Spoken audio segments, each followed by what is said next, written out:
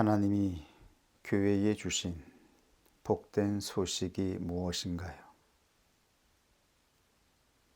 교회가 알아야 하고 전해야 하는 이 기쁜 소식은 무엇인가요?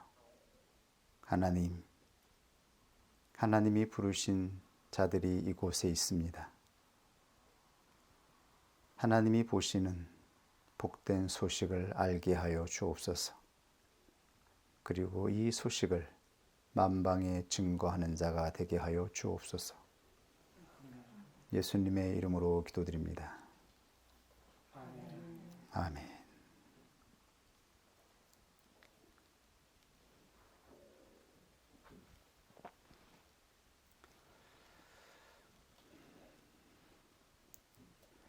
계시록에 증거된 계시와 예언은 완전한 삼중적인 형태로 되어 있습니다. 이 완전한 삼중적인 형태의 계시는 계시록 1장 19절에 보면 그러므로 내 본 것과 이제 있는 일과 장차 될 일을 기록하라. 즉 내 본 것, 그리고 이제 있는 일, 그리고 장차 될 일로 되어 있습니다. 이것이 계시록에 증거된 완전한 삼중적인 형태입니다. 그렇다면 내 본 것은 무엇인가요? 이것은 부정과거로 되어 있습니다. 하나님은 사도 요한에게 하나님이 보시는 것, 그것이 무엇인지 그 실상을 보여주셨습니다. 계시록 1장 20절에 이렇게 증거되었지요. 내 본 것은 내 오른손의 7별의 비밀과 7 금촛대라. 7별은 7 교회의 사자요 7 촛대는 7 교회니라. 즉 사도 요한이 본 것은 7별과 7 촛대의 실상이었습니다. 이것이 하나님이 사도 요한에게 보여주신 것입니다. 그리고 그 실존은 계시록 2장 3장을 통하여 아시아에 있는 7 교회의 실존을 통하여 나타내 주었지요. 사람들은 눈에 보이는 교회의 모양과 형태를 바라보면서 눈에 보이는 것만 바라보게 됩니다. 그러나 하나님이 보시는 것은 이 땅에 성취된 교회의 실상이었습니다. 그것은 7 별과 7 촛대에 관한 것이었습니다. 하나님은 이 땅에 7 별과 7 촛대를 창조하셨습니다. 이 땅의 수많은 교회들이 부패하고 타락해 갈지라도 교회는 사라지지 않고 영원할 것입니다. 왜냐하면 그 안에는 하나님이 보시는 교회의 실상, 별과 촛대가 있기 때문입니다. 이것이 바로 사도 요한이 보았던 것입니다. 그리고 하나님은 사도 요한에게 장차 될 일을 보여주셨죠. 그 장차 될 일은 계시록 4장에 증거된 하늘 교회의 이상이었습니다. 장차 어떻게 이 땅에 세워진 하나님의 교회가 하나님이 보시는 이상으로 완전하게 성취될 것인지 그 이상을 분명하게 보여주었던 것이죠. 그리고 마지막 오늘 우리가 확인할 내용은 이제 있는 일입니다. 이제 있는 일. 현재에 나타나고 있는 교회의 실존. 왜 교회에 고통과 괴로움이 나타나게 되는 것인가요?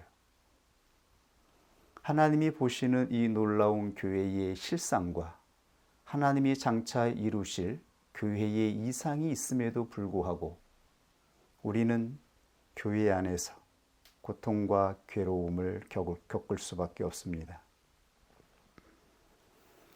우리에게 찾아오는 이 고통과 괴로움을 벗어날 수 없다라고 하는 것을 느끼게 됩니다. 도대체 왜 끊임없이 교회에 고통과 고난이 찾아오는 것일까요? 왜 우리는 이것을 짊어지고 가야 하는 것일까요? 그 정체를 오늘 한번 확증해 보도록 하겠습니다. 이 정체는 무엇일까요? 계시록에 기록된 이제 있는 일은 헬라어로 에이신입니다. 헬라어 에이미가 나는 있다, 나는 존재한다라고 하면 3인칭 복수 에이신은 그들이 있다라는 말입니다. 이제 있는 일, 지금 교회가 당하는 괴로움과 고통의 실존에 이 모든 것을 나타내게 하는 근원이 있습니다. 그것은 바로 짐승입니다. 짐승의 정체가 바로 교회가 직면한 고통과 괴로움의 대상임을 우리에게 보여주고 있는 것입니다. 계시록에는 사도 요한을 통해서 하나님이 보시는 것들이 증거되어 있습니다. 하나님은 사도 요한을 통해서 하나님이 보시는 교회의 실상을 보여주시고 타락한 교회의 실존에도 불구하고 그 안에 있는 7 촛대, 7 별이 있다라고 하는 것을 보아야 한다라고 하는 것을 증거하였죠. 그리고 하늘 교회의 이상을 보여주었습니다. 그리고 그 다음부터 짐승의 정체와 그 실상이 증거되어 있습니다. 이 짐승의 정체와 실상을 알지 못하면 교회는 교회에 찾아오는 고통과 괴로움을 인내할 수가 없습니다. 하나님이 창조한 교회의 실상은 7 별에 있습니다. 하나님이 보시는 별의 정체는 바로 하나님이 증거하시는, 하나님을 나타내시는 그 놀라운 진리의 말씀이 투영되는 영혼에 관한 것입니다. 그리고 촛대는 하나님이 보시는 성령을 담는 그릇인 것이죠. 이것이 바로 하나님이 이 땅에 이 모든 만물을 창조하신 목적인 것이죠. 별과 같은 존재, 촛대로 부름받은 존재를 통하여 하나님은 자신을 완전하게 계시하기를 원하셨던 것입니다. 그런데 이것을 방해하고 회방하는 역사가 있습니다. 교회를 괴롭게 하는 실체가 있습니다. 계시록에는 이것이 짐승들의 정체라고 예언되어 있습니다. 계시록에 증거된 짐승은 3개의 짐승으로 구분됩니다. 계시록 9장에는 무저갱에서 올라온 짐승이 등장하고 계시록 13장에는 바다에서 올라온 짐승과 땅에서 올라온 짐승이 나타나고 있죠. 이렇게 3개의 짐승이 교회를 괴롭히고 하나님의 역사를 방해하고 있습니다. 이 자세한 실체에 대해서는 다음 주에 하나씩 살펴보도록 할 것입니다. 오늘은 짐승의 본질과 의미에 대해서 우리가 한번 확인해 보도록 하겠습니다. 성경에서 등장하고 있는 짐승의 의미가 무엇인가요? 왜 짐승인가요? 하나님의 창조 역사를 살펴보면 짐승은 창조 6째 날 인간과 같이 창조되었습니다. 그러므로 짐승과 인간은 같은 본성과 태생을 가지고 있습니다. 자연적으로 말하는 것입니다.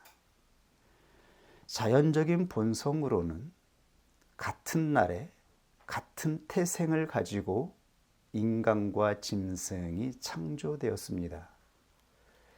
그러므로 인간과 짐승은 아주 밀접한 관계를 가지고 있지요. 인간과 짐승은 이 세상에서 공존하며 살아갑니다. 그리고 끊임없이 싸우고 다투는 관계를 가지고 있죠.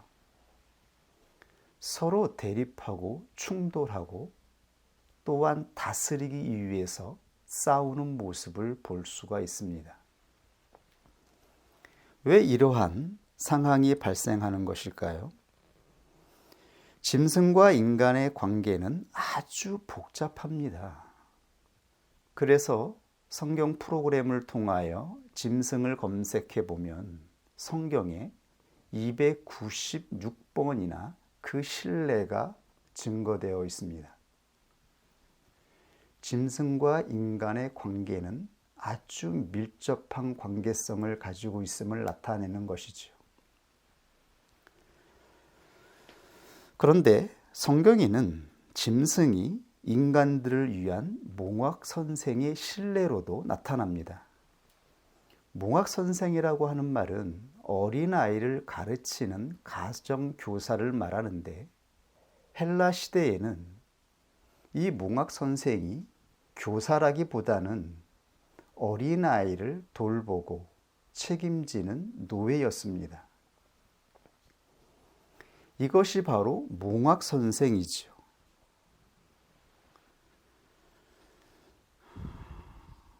어린아이를 돌보고 감시하는 충실한 노예. 이것이 바로 몽학선생이었습니다.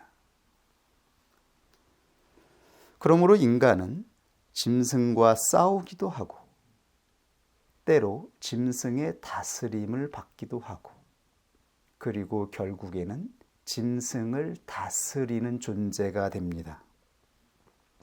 짐승을 통하여 참 다스림과 복종이 무엇인지를 배우게 되는 것이죠.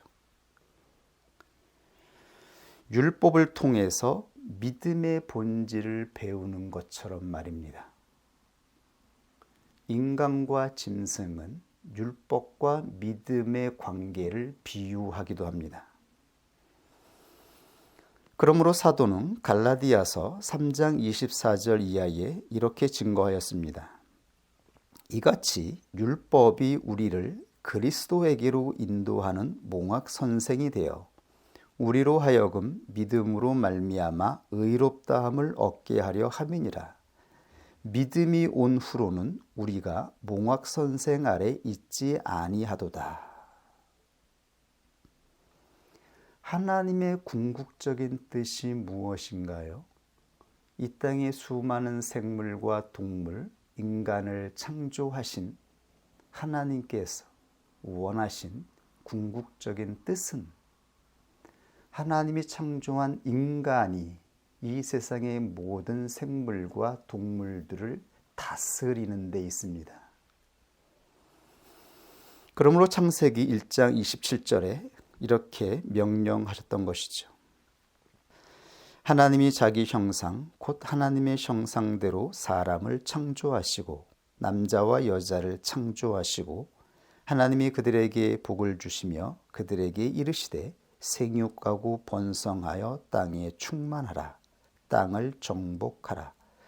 바다의 고기와 공중의 새와 땅에 움직이는 모든 생물을 다스리라. 인간은 짐승을 다스리는 존재로 창조되었습니다. 이것이 인간이 가지고 있는 책무였습니다. 그러나 인간은 순전한 어린아이의 상태로 창조되었어요.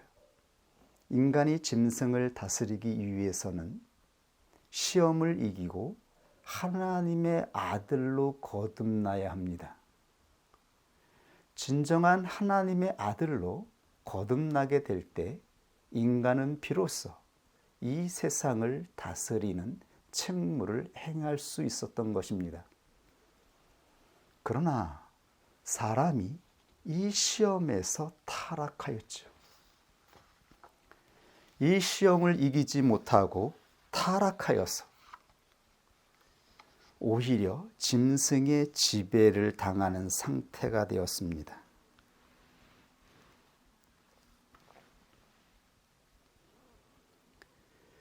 사람과 짐승이 공존하는 세계가 이루어지기 위해서는 질서가 이루어져야 합니다. 여러분 생각해 보십시오. 사람이 짐승을 다스리는 상태가 되어지지 아니하고 짐승이 사람을 다스리는 상태가 된다라고 생각해 보십시오. 그곳에 진정 하나님이 말씀하시는 하나님의 나라가 성취될 수 있을까요?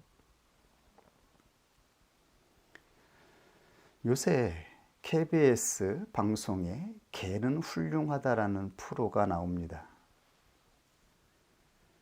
강아지를 키우는 견주라면 모두가 보아야 하는 프로그램이죠. 그런데 이 제목이 참으로 아이러니하지 않나요?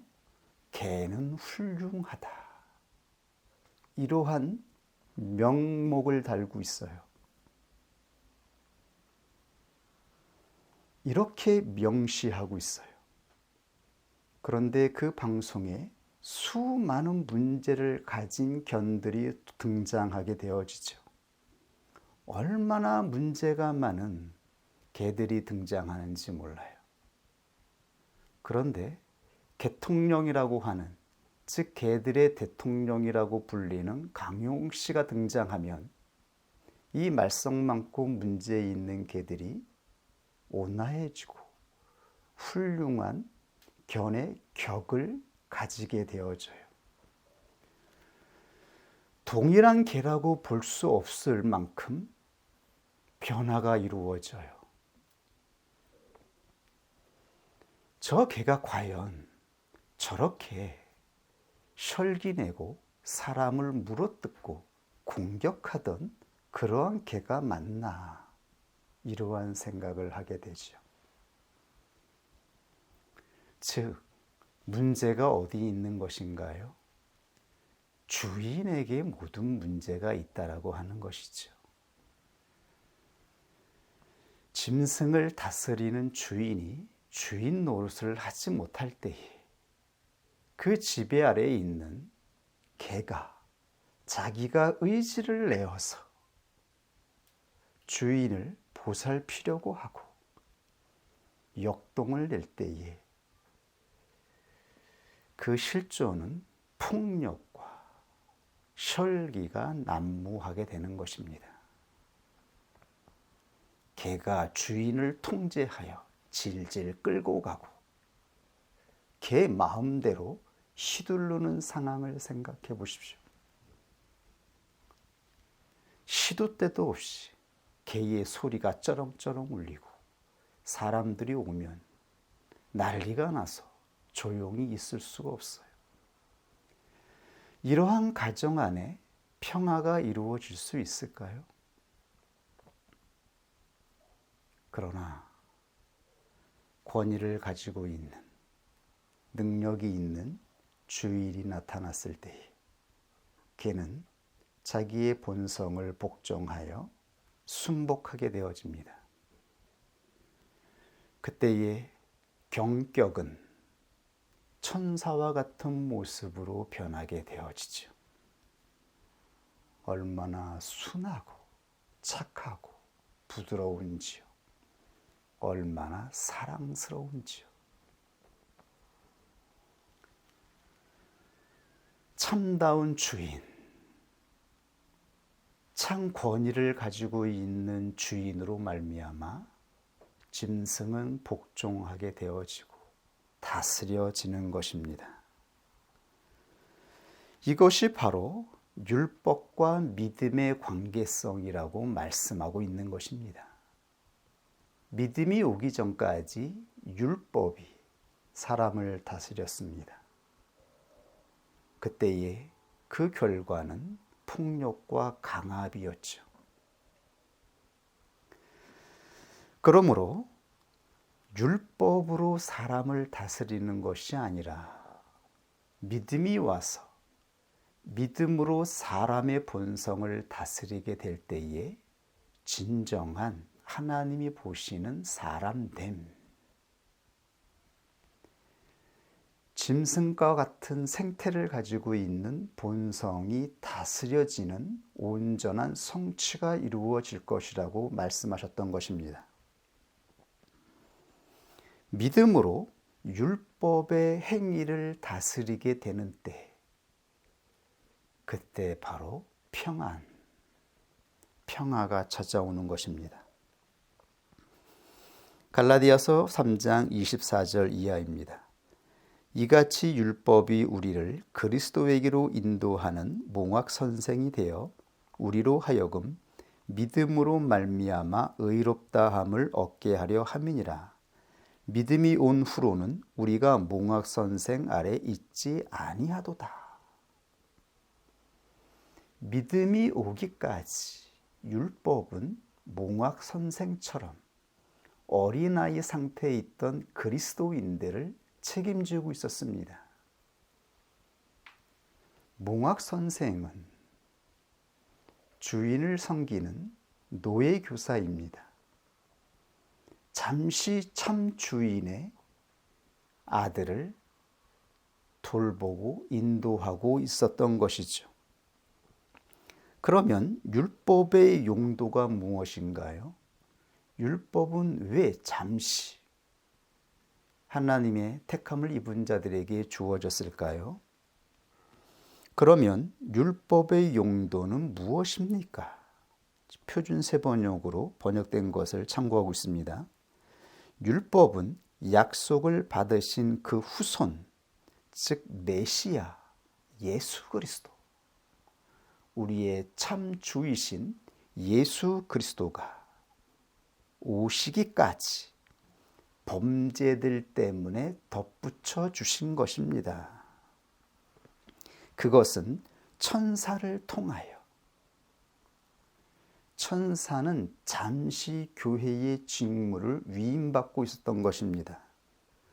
천사를 통하여 한 중재자의 손으로 제정되었습니다. 여기서 중재자는 바로 모세를 말하고 있죠. 하나님은 믿음이 오기까지 잠시 천사를 통하여 모세에게 율법을 주었습니다. 율법은 함부로 날뛰는 이 혈기 있는 짐승의 본성을 다스리기 위해 그 입에 재갈을 물린 것입니다. 재갈을 물리지 아니하면 얼마나 많은 사람들을 해하고 다른 동물들을 해치겠습니까? 함부로 날뛰고 자기가 주인처럼 날뛰며 이리저리 끌고 많은 생명들을 해치지 않겠습니까? 그래서 잠시 재갈을 물린 것입니다. 그러나 그 재갈로 그 짐승의 본성을 온전히 다스릴 수는 없었습니다. 잠시 방편이었던 것이죠. 주인이 오면 짐승의 본성은 복종하여 다스림의 상태에 들어가게 될 것입니다. 그때 비로소 하나님이 보시는 그 순하고 부드러운 품성이 나타나게 될 것입니다.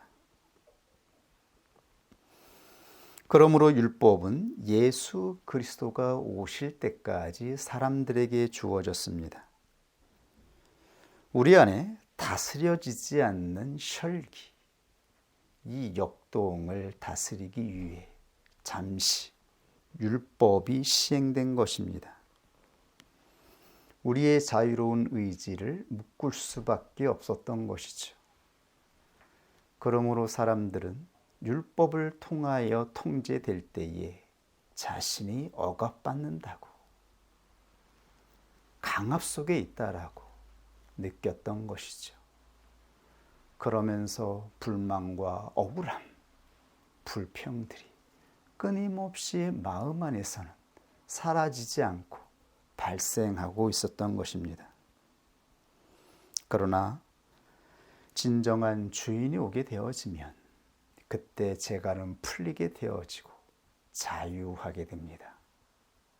그 자유함 속에서도 짐승의 본성은 다스려지고 온전한 부드러운 상태에 놓이게 되는 것이죠.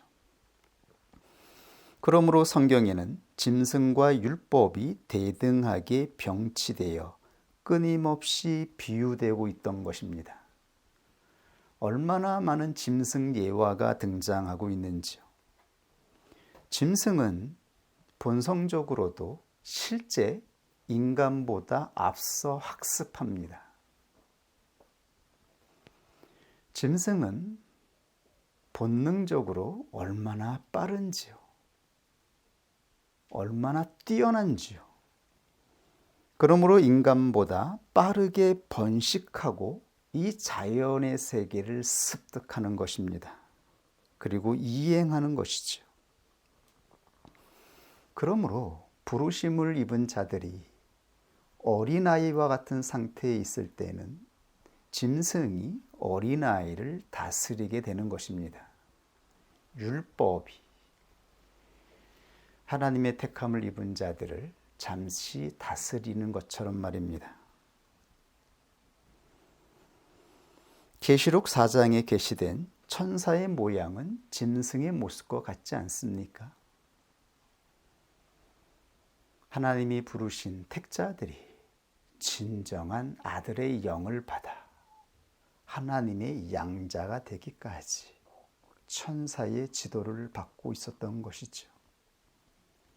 그러므로 구약에는 모든 하나님의 말씀들이 천사를 통하여 전해지고 천사를 통하여 하나님의 사람들이 인도함을 받았던 것입니다.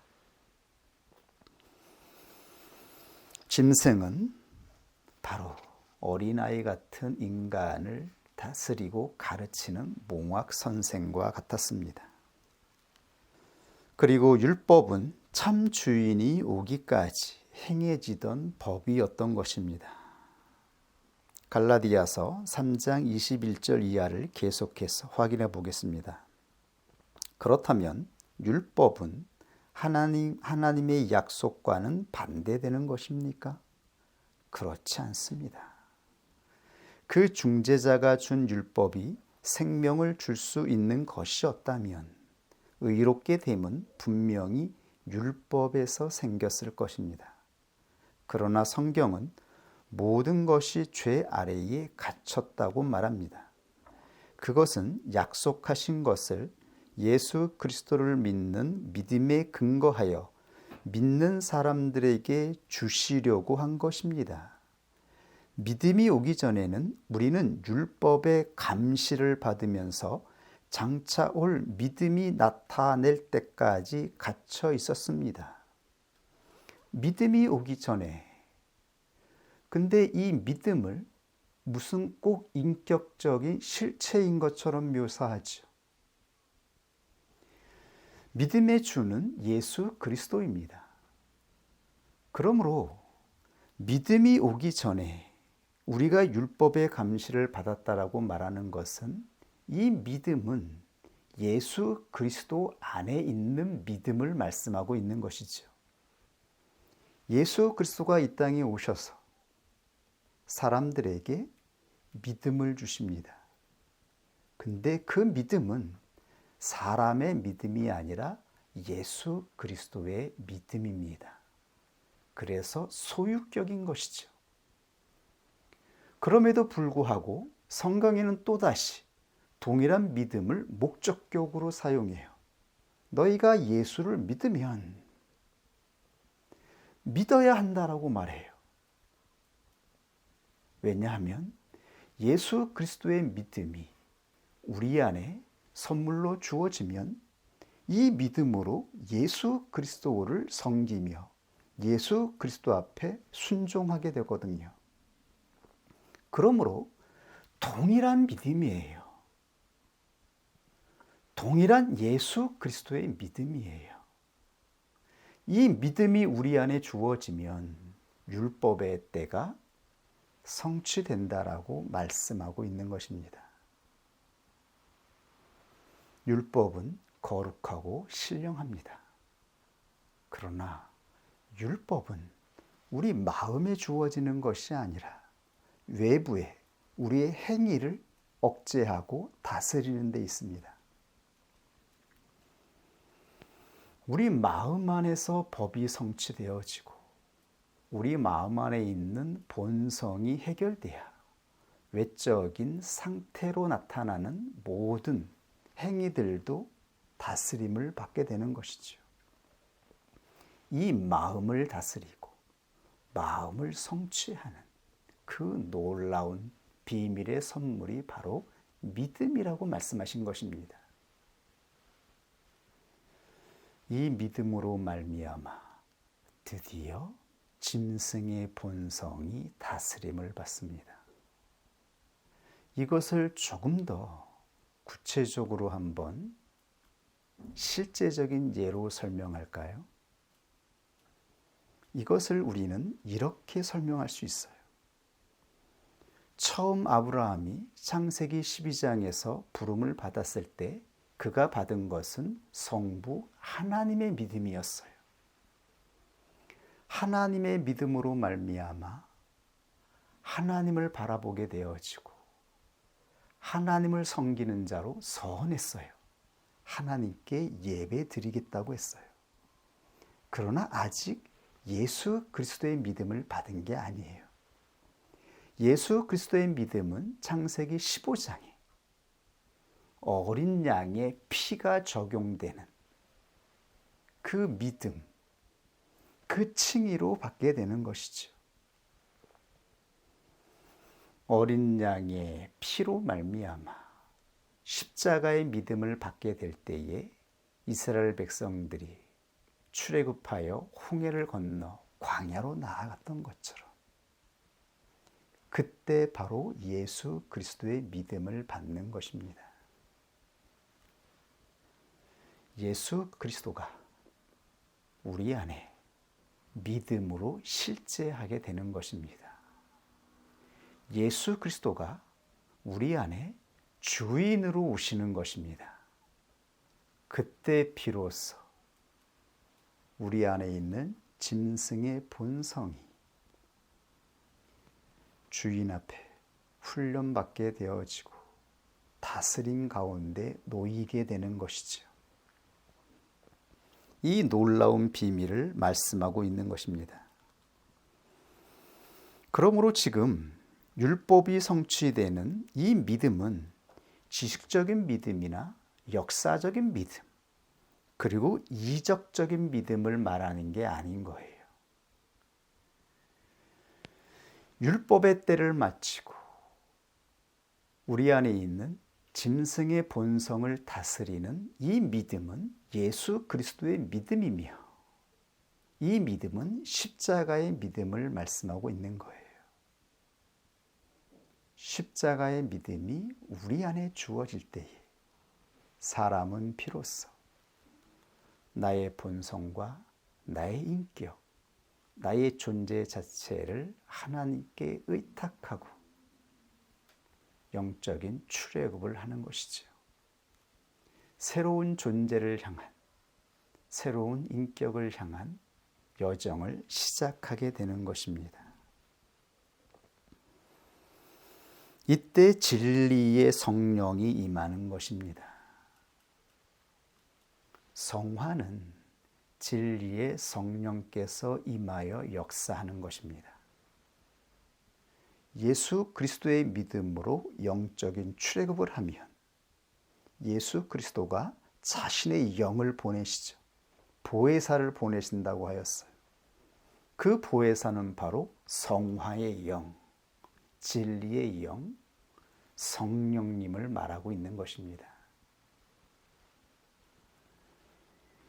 그러므로 우리는 하나님의 믿음의 때, 그리고 예수님의 십자가의 믿음을 받는 때, 그리고 나서 성화의 믿음을 받는 것이죠. 그리고 우리는 장차 이루어질 성령의 열매를 바라보며 소망하게 되어지는 것입니다. 놀라운 말씀을 하고 있는 것이죠. 우리는 율법의 감시를 받으면서 장차 올 믿음이 나타낼 때까지 갇혀 있었습니다.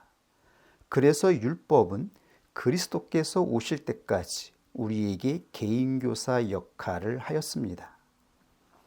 그것은 우리로 하여금 믿음으로 의롭다 하심을 받게 하시려고 한 것입니다. 그런데 그 믿음이 이미 왔으므로 우리가 이제는 개인교사 아래에 있지 않습니다. 여러분은 모두 그 믿음으로 말미암아 그리스도 예수 안에서 하나님의 자녀들입니다. 이건 지금 바울 사도가 그가 실제 하였던 현재적인 시점에서 예수 그리스도의 믿음으로 영적인 출애굽을 하여 나그네 된 성도들에게 하시는 말씀인 것이죠. 이 역사가 지금 세워진 교회를 통하여 하나님이 부르신 한 영혼을 향하여 적용될 때에 이 놀라운 이 실제가 보이게 되어지고 깨달아지는 것이죠. 하나님이 우리에게 보여주신 이 놀라운 말씀, 이 놀라운 복음의 비밀들을 알기를 원하고 있습니다. 우리에게 주어졌던 것은 너무나 놀라운 것이었어요. 우리가 받았던 믿음이 무엇인지 알아야 하는 것이죠. 진정으로 알아야 이것을 기쁜 마음으로 전할 수 있지 않겠습니까? 그렇다면 구원 얻는 믿음으로 이 구원 얻는 믿음, 예수 그리스도의 믿음이 우리 안에 실제로 적용될 때에, 그러니까 지식 말고요, 역사적인 지식이나 이적을 체험하는 것 말고 정말 구원 얻는 예수 그리스도의 믿음이 우리의 영혼에 적용될 때에 그 실상이 무엇인가요? 어떻게 우리 안에 짐승의 본성이 다스려질까요? 영적인 출애굽을 하기 전에는 우리 안에 있는 이 본성의 역동 혈기가 무엇인지도 몰랐잖아요. 내가 나타내는 의지가 혈기라는 것도 우리는 몰랐잖아요. 우리는 전혀 단지 하나님의 믿음으로 하나님께 헌신한다라는 마음으로 부르심의 여정을 시작했을 뿐 아직 예수 그리스도의 믿음을 받은 것이 아니었거든요.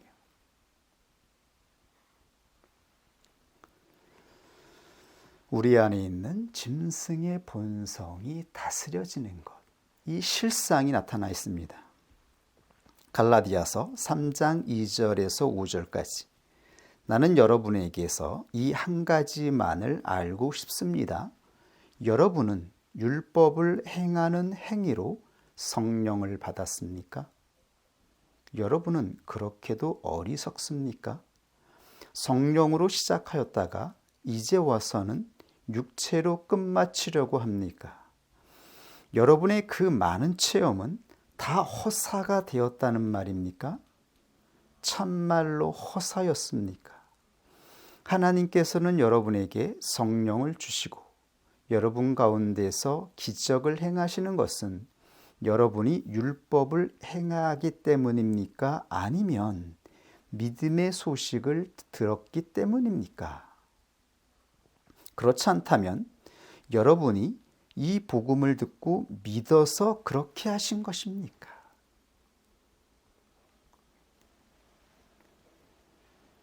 우리에게 짐승을 다스리는 이 놀라운 실상은 성령님의 임하심이라고 말씀하고 있습니다.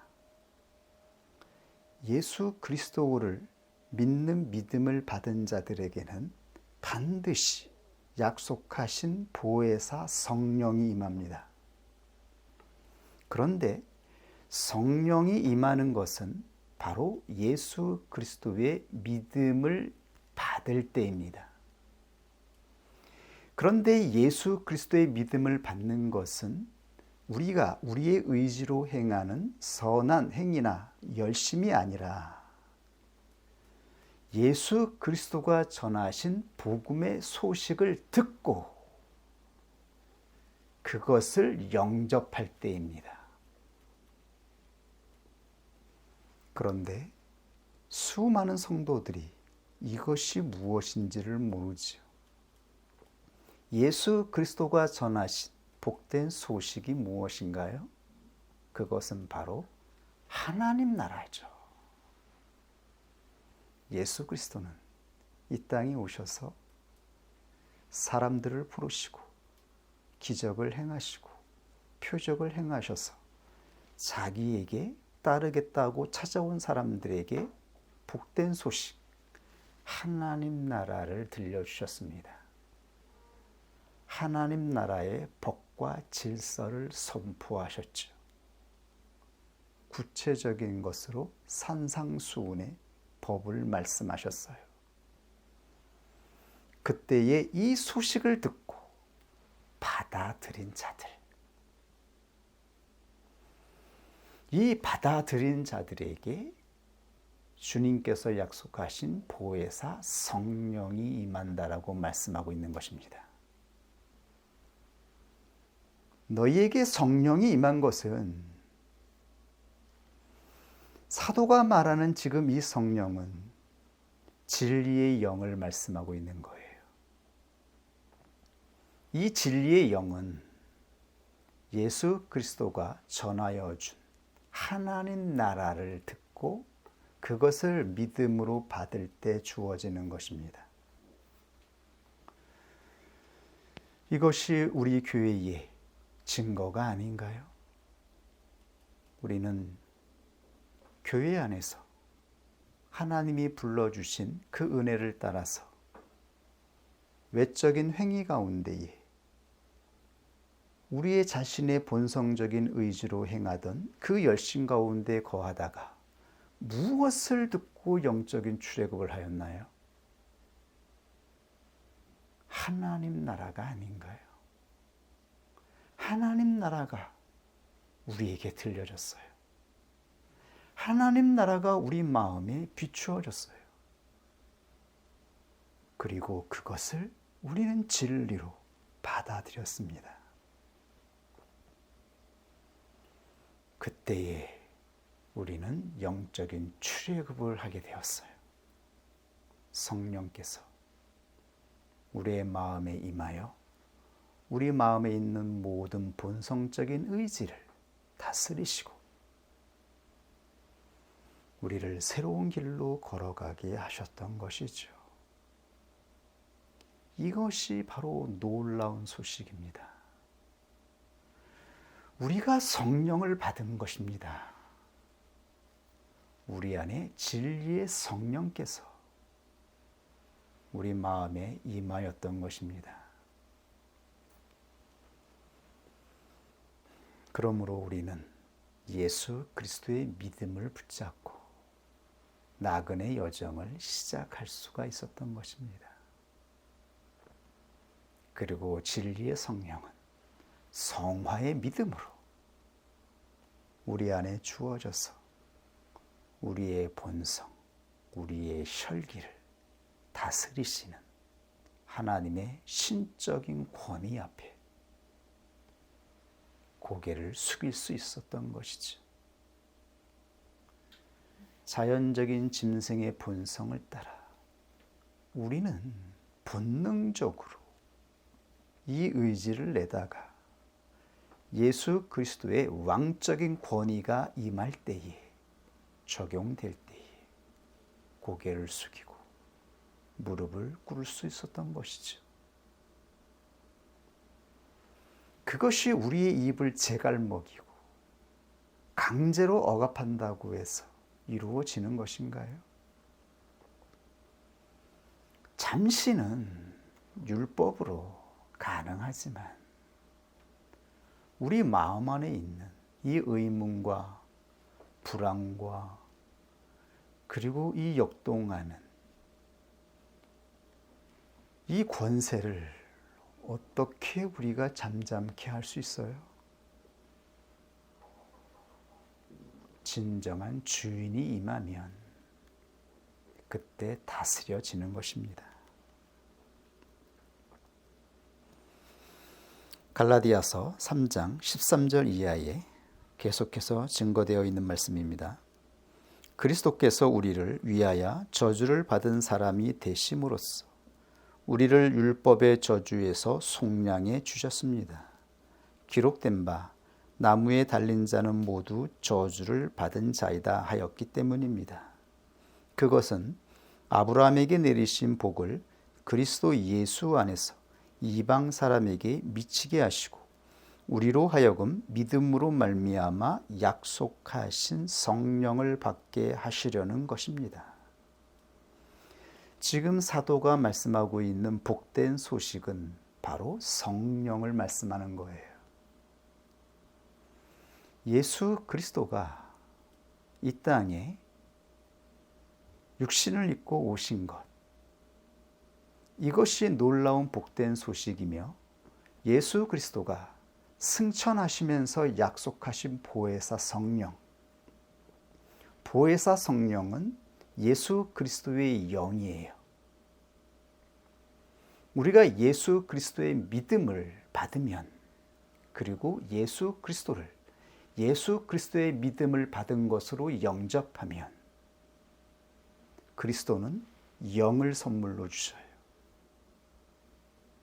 진리의 성령을 선물로 우리에게 임하게 하신다라는 것입니다. 이것이 바로 복된 소식의 실상이라고 말씀하고 있었던 것이에요. 너희의 마음을 다스리는 것, 너희의 짐승의 본성을 굴복시킨 것은 율법을 통해서냐? 아니면 성령이냐? 그렇다면 그 성령은 너희가 어떻게 받은 것이냐? 너희에게 들려진 말씀, 예수 그리스도의 복음, 하나님 나라를 듣고가 아니냐라고 말씀하고 있는 거예요. 너희의 노력으로, 너희들의 어떠한 의지로 받은 것이냐? 그것이 아니라 너희가 예수 그리스도의 하나님 나라를 들을 때에 우리 안에 임한 믿음으로 말미암아 이 말씀을 받을 때에 성령이 임하였던 것입니다. 성령이 우리 안에서 주인이 되신 것입니다. 그러므로 짐승을 다스리는 실제는 바로 성령입니다. 성령이 짐승을 다스립니다. 우리의 영혼이 이 짐승의 본성으로부터 구원받을 수 있는 실제는 바로 성령이었던 것입니다. 짐승들 가운데에 뱀은 본래 가장 지혜로웠습니다. 따라서 뱀은 천사의 영역에서 가장 큰 지혜를 가지고 있었던 루시퍼에 해당이 됩니다. 어린아이와 같이 순전하게 창조되었던 사람은 오직 이 짐승의 시험을 통과하여 하나님의 아들로 성취될 때에 하나님의 약속이 성취되도록 작정되었습니다. 그러나 인간은 뱀의 유혹에 넘어갔죠. 그리고 하나님을 따른 게 아니라 뱀을 따르게 되었습니다. 하나님의 형상을 입은 자들이 하나님을 따르지 않고 뱀을 따르게 되었을 때에 인간은 뱀의 형상을 지니게 된 것이죠. 벌거벗은 인간에게 가죽옷을 입혔습니다. 이것이 무엇을 상징하고 있나요? 짐승의 옷을 입게 된 것입니다. 하나님이 기뻐하시는 아들의 옷을 입었어야 되는데 짐승의 유혹에 넘어가서 짐승의 옷을 입게 된 것이죠. 이것이 성경에서 가르치고 있는 짐승 주제의 시작입니다. 인간이 짐승을 다스리는 하나님의 아들로 거듭나지 못하고 오히려 짐승의 유혹에 넘어가 타락하여 짐승의 지배를 받는 자가 되었다라는 것, 짐승을 숭배하는 상태가 되었다라고 하는 것입니다. 그러므로 원시 부족의 토템 신앙은 그들이 공 같은 짐승을 숭배하는 데 있죠. 곰이나 독수리, 뱀 같은 것을 숭배하여 짐승과 일체되는 데 있어요. 그 목적은 짐승의 힘을 사용하기 위해서예요. 자연적인 본성으로는 인간과 짐승이 같은 힘을 가지고 있어요. 같은 힘을 사용하고 있어요. 그러므로 인간은 짐승을 숭배하고 짐승과 일체되어 짐승의 힘을 사용하려고 하였던 것입니다.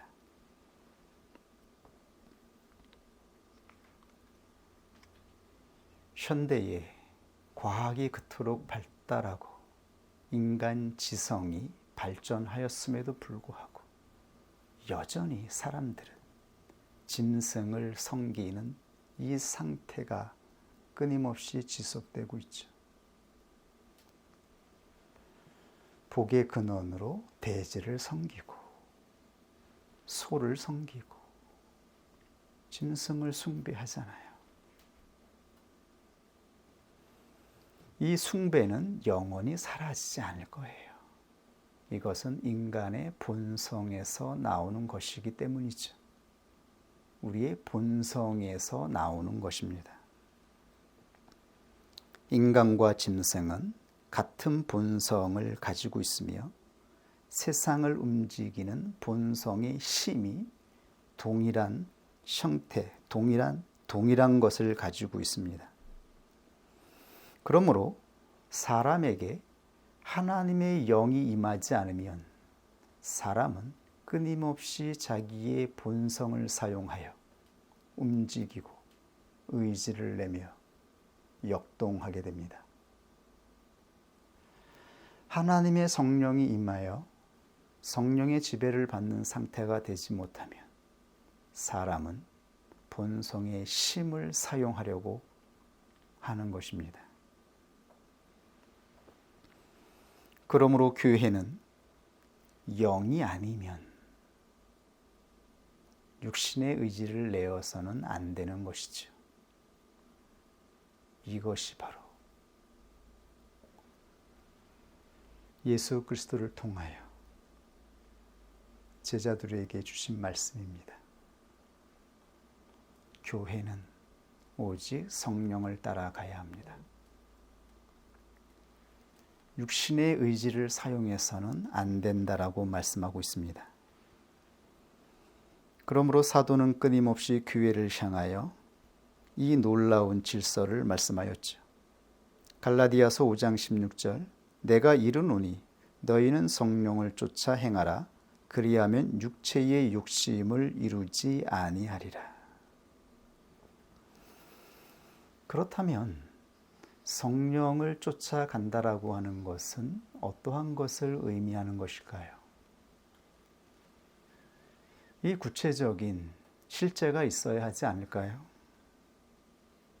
성령은 어떻게 우리에게 임하고 우리는 어떻게 이것이 성령의 의지인 줄 알게 되어서 순복하고 따르게 되어질까요? 여기에 대해서는 몇 가지 성경적인 신뢰와 교회의 체험을 통한 신뢰가 있습니다. 하나는 하나님의 영이 직접 임하여 말씀하시는 것을 따라가는 것입니다.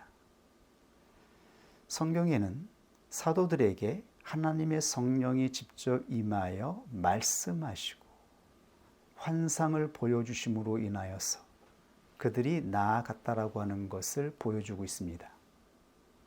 사도 바울도 다메섹으로 가는 중에 예수 그리스도가 임하여서 직접 말씀하시고 지시하였죠.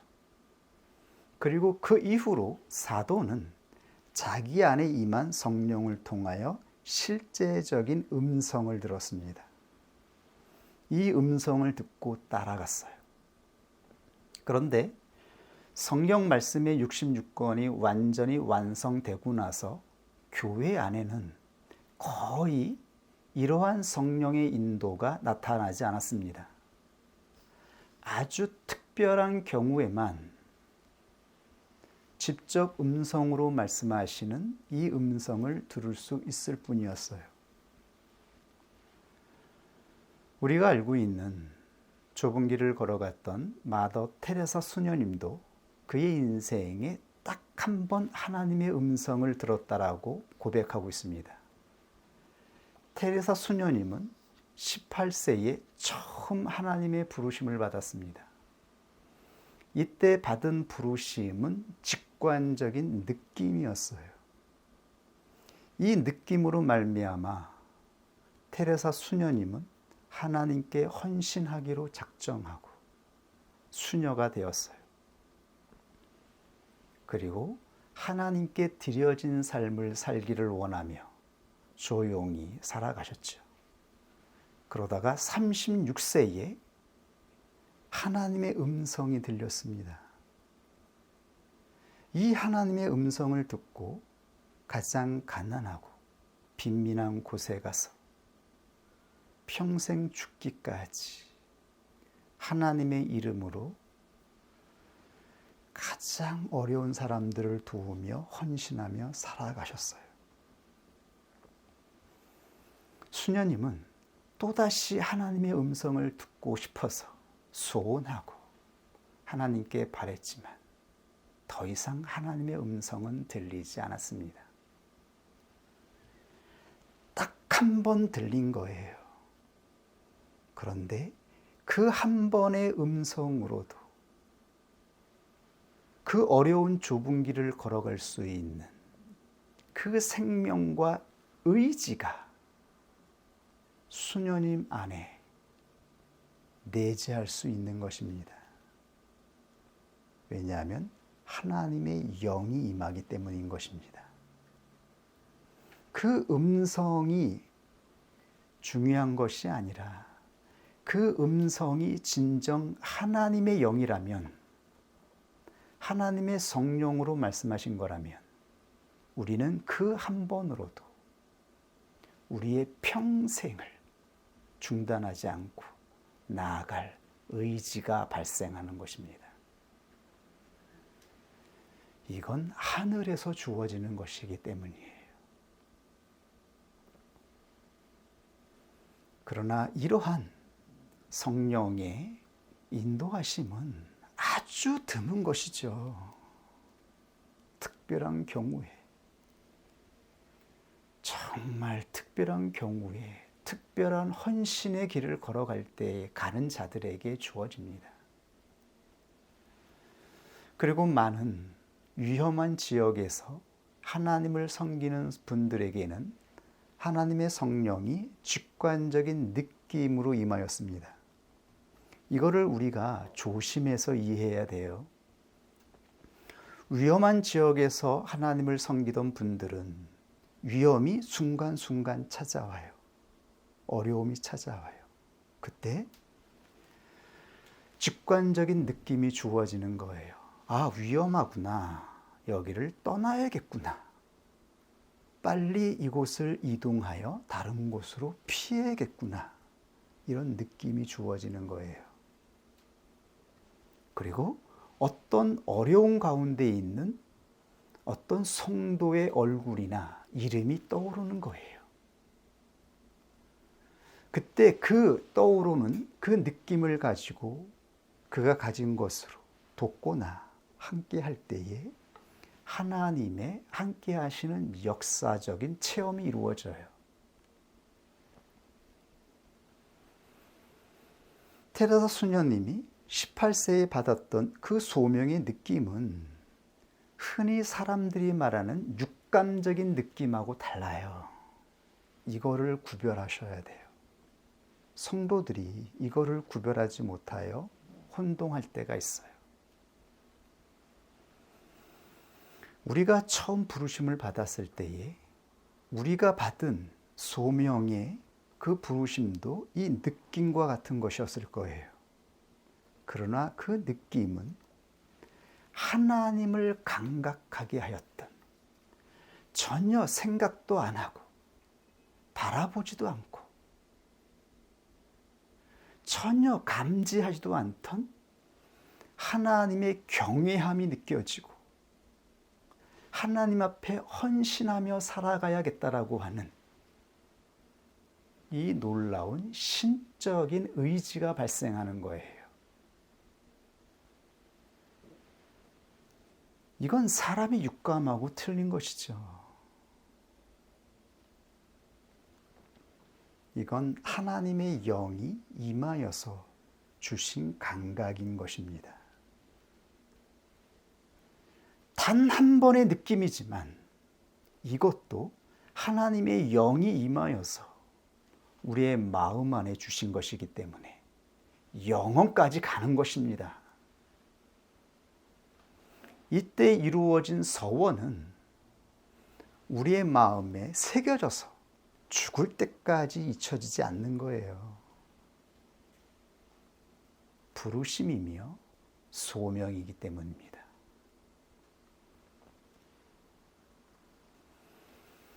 이렇게 성령께서 우리에게 임하여서 길을 인도하시고 안내하시죠. 그러나 이러한 느낌으로는 우리 안에 있는 짐승의 본성이 다스려지지는 않습니다. 이러한 느낌으로 하나님을 섬기는 데 도움을 받기도 하고 하나님의 함께 하시는 은혜를 체험하기도 하고 위급한 순간에 우리의 생명을 구원하기도 하지만 그러나 우리 마음 안에 있는 이 본성, 짐승의 본성을 다스리는 것은 진리의 성령이 임하여야 됩니다. 그러므로 개혁교회 청교도 목사님들은 이 기독교 역사 가운데 성화의 영을 받으신 분들이었어요. 이분들은 거듭난 자의 이성을 통해 조명하시는 진리의 성령을 증거하였어요. 거듭난 자의 이성을 통해서 조명하시는 성령으로 말미암아 사람의 인격이 성화되어지는 것, 우리 육신의 본성을 파쇄하고 하나님 앞에 새로운 존재를 향하여 나아가는 것, 이 놀라운 성령의 사역과 임재에 대하여 증거하였던 것입니다.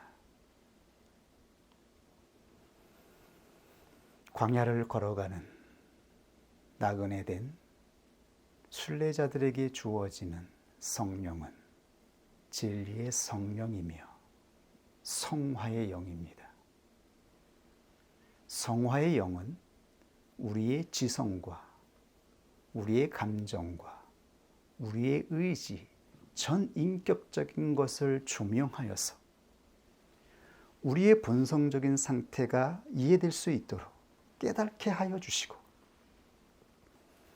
그리고 하나님이 말씀하시는 새로운 사람의 인격이 무엇인지 조명이 될 때에 비로소 사람은 온전히 부복하여 하나님이 기뻐하시는 거듭남의 여정을 걸어갈 수가 있기 때문입니다.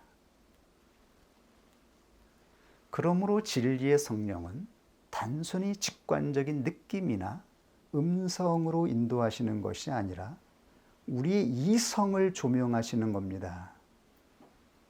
우리의 지성을 깨어나게 하는 거예요. 그리고 우리의 감정을 낱낱하게 분별하게 하시는 거예요. 그리고 이것을 다스릴 수 있는 의지를 주시는 것입니다. 그럴 때 비로소 짐승이 다스려질 수 있지 않겠어요? 맹목적으로 사람이 부복하는 것이 얼마나 지속될 수 있겠어요? 무조건적, 이해가 되지 않는 것을 쫓아가는 것이 그것이 가벼울 수 있겠어요? 깨달아지고 이해되지 아니하면 사람은 자신의 자유의지가, 하나님이 주신 이 자유의지가 온전하다라고 하는 것을 느끼지 못해요. 하나님의 아들은 자유의지를 받은 자예요. 이제는 노예의지로 살아가는 자가 아니에요. 율법 아래 노예로 있던 우리의 의지가 진리의 성령으로 말미암아 조명이 되어지면 우리 자신이 깨달아지는 것이기 때문에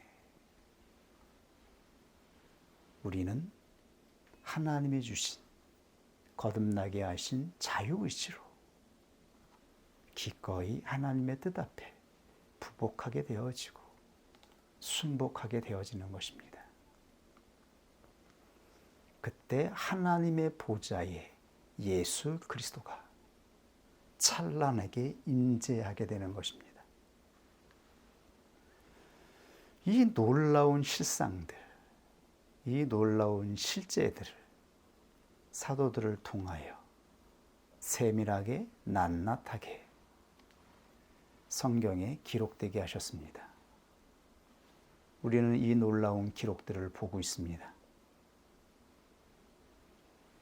하나님께서 보게 하여 주신 이 놀라운 것들을 보았던 사도들은 성령의 조명으로 말미암아 이들의 태생은 어부였고 무식하며 배우지 못한 분들이었지만 우리가 상상할 수 없을 정도로 비유와 문학적인 장치와 여러 가지 방법으로 하나님이 보게 하신 것들을 증거하고 있습니다. 이것이 맹목적으로 기록됐다고 생각하십니까? 어떻게 맹목적으로 이렇게 설명을 할 수가 있겠어요? 깨달아진 것입니다. 이해가 된 것입니다. 이것이 바로 하나님의 말씀인 것입니다. 결론을 내릴까요? 성경에는 율법으로 행하는 제사의 본질이 짐승을 죽이고 그 피를 뿌리는 것으로 묘사되어 있습니다. 율법으로 행하는 제사의 본질은 짐승을 죽이고 그 짐승을 죽일 때 뽑은 피를 뿌리는 것으로 행해집니다. 즉 모든 죄는 주인을 떠나 자기 의지로 역동한 짐승의 본성에서 시작되었습니다. 하나님의 아들로 작정되어 창조된 아담이 하나님을 떠나서 짐승을 쫓아간 것입니다. 주인을 떠난 거예요.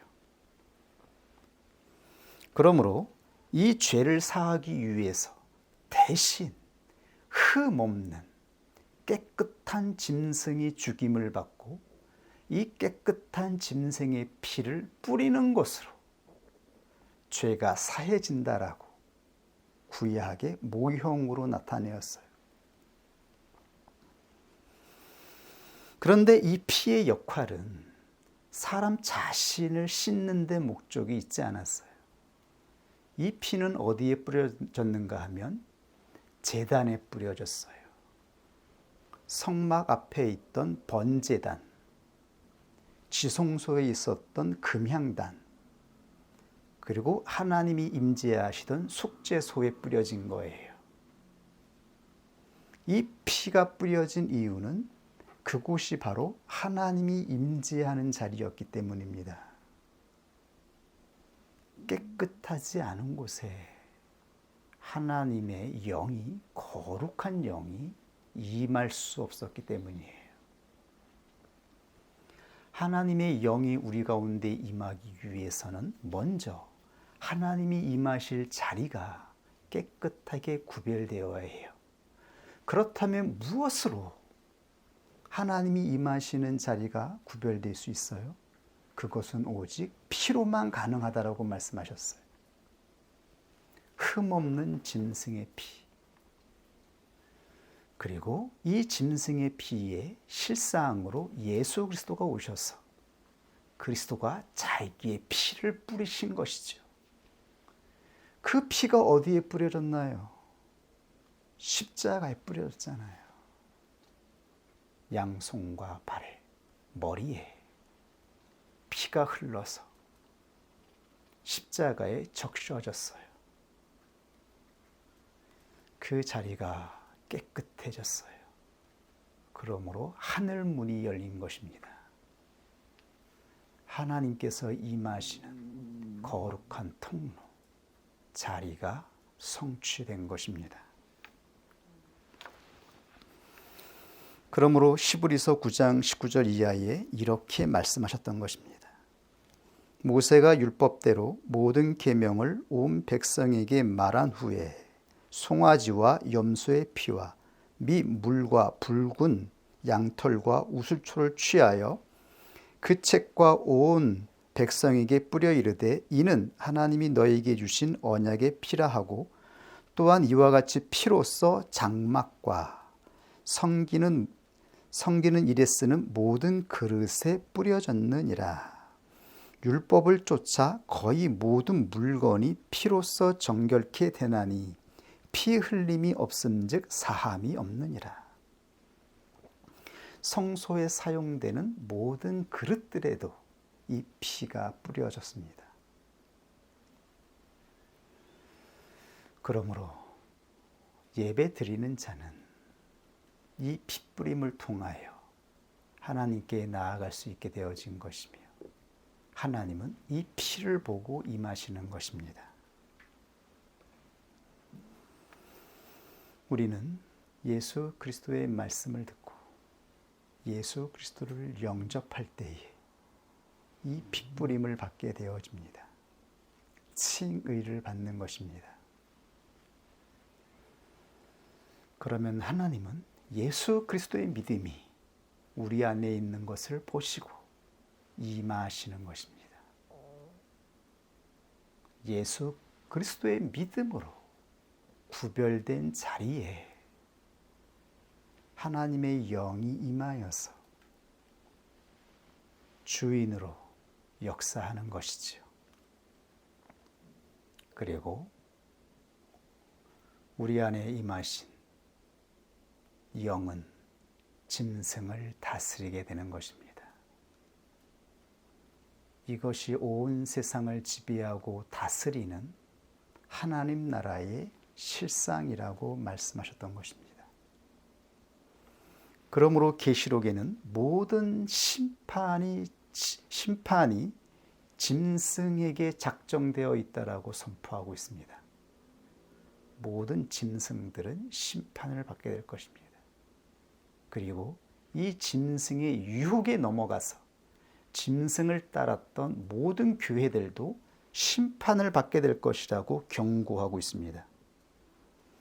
하나님의 원수가 짐승의 본성을 통하여 하나님의 아들들을 타락하게 만들었거든요. 그리고 짐승의 옷을 입게 만들었어요. 하나님의 원수인 거예요. 그러므로 교회는 장차 마지막 때에 이 땅에 있는 모든 짐승들을 하나님께서 전능한 능으로 심판하실 때까지 짐승이 도발하는 이 시험에 놓여 있다는 것을 깨닫고 있어야 해요.